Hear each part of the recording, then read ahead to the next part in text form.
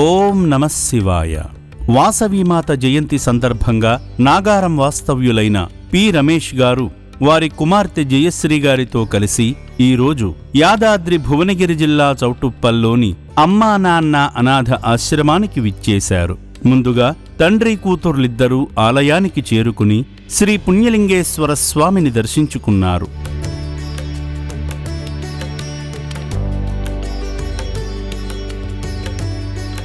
అర్చకులు వారి కుటుంబ సభ్యుల పేర్లపై వారి గోత్రనామమైన ఉతకాల గోత్రంపై అర్చనలు చేశారు.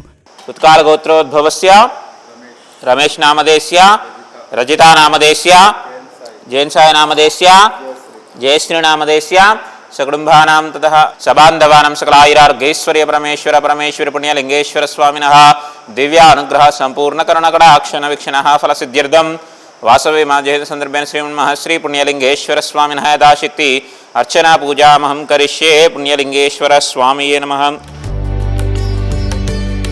ఈ సందర్భంగా లోకేశ్వరునికి స్వయంగా అభిషేకం చేసి అపురూప ఆధ్యాత్మిక అనుభూతి పొందారు. పూజా కార్యక్రమంలో భాగంగా అర్చకులు హారతి కర్పూరం వెలిగించి శివయ్యకు నీరాజనం సమర్పించగా ఆ హారతిని భక్తులు వారి కళ్లకు హృదయానికి హత్తుకొని స్వామివారి ఆశీస్సులు పొందారు.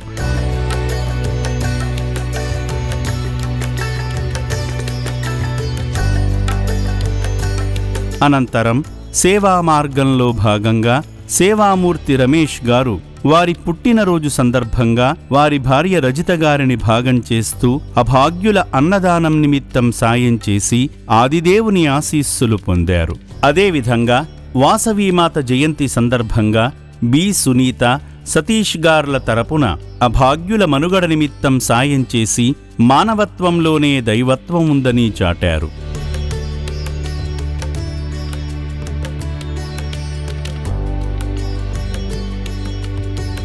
ఈ పుణ్యప్రదేశానికి విచ్చేసి నా అంటూ ఎవరూ లేని అనాథులకు సాయం చేసిన ఈ పుణ్యమూర్తులపై శ్రీ పుణ్యలింగేశ్వరుని పరిపూర్ణ ఆశీస్సులు ఎల్లవేళలా ఉండాలని అమ్మా నాన్న అనాథాశ్రమం కోరుకుంటుంది.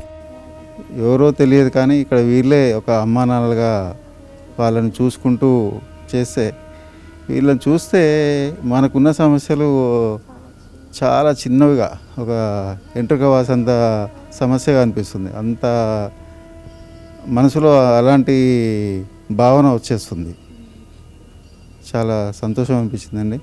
ఇలాంటి నిర్వహించాలంటే కూడా మామూలు విషయం కాదు, చాలా ఖర్చుతో కూడుకున్నది. మనలాంటి వాళ్ళందరం కూడా కొంచెం సహాయం చేస్తే వారికి కూడా వారు ఈ ఆశ్రమం నిర్వహిస్తానికి చాలా వాళ్ళకు కూడా ఉపయోగంగా ఉంటుందని కోరుకుంటున్నాను. మానసిక స్థితి సరిలేక గూడు గుడ్డా లేక దుర్భర స్థితిలో ఉన్న అభాగ్యులకు ఆశ్రయమిస్తుంది అమ్మా నాన్న అనాథ ఆశ్రమం. దాతలందిస్తున్న సహాయంతోనే గత 15 ఏళ్లుగా నిర్విరామంగా అన్నదానం చేయగలుగుతున్నాము. అన్నదానానికి అవసరమైన బియ్యము, కూరగాయలు, కిరాణా సామగ్రిని దయతో అందించి ఆదుకోండి. మీ నివాసాలలో వాడని పాతబట్టలను దానం చేసి పుణ్యం కట్టుకోండి.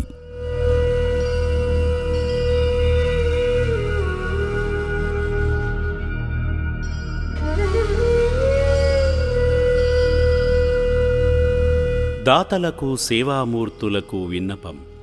ఈ అభాగ్యుల పట్ల మీ దయాహృదయాన్ని ఈ వీడియో చూడటం వరకే పరిమితం చేయవద్దని మనవి.